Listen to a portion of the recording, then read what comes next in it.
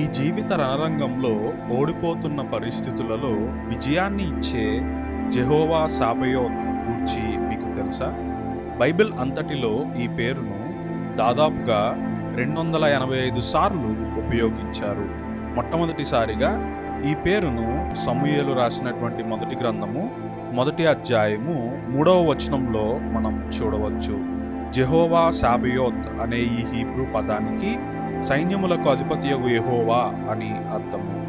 ఈ జీవన పోరాటాలలో మనము ఒంటరి వారము కాదని, దేవుడు మనతో పాటు పోరాడుతున్నాడనే విషయాన్ని ఈ పేరు తెలియజేస్తుంది. అయితే ఈ వాక్యాన్ని వింటున్న నీవు ఆర్థికపరమైన సమస్యలతో గాని, ఆరోగ్యపరమైన సమస్యలతో గాని, మానసికపరమైన సమస్యలతో గాని, లేదంటే మరే ఇతర సమస్యలతోనైనా పోరాడుతున్నావేమో.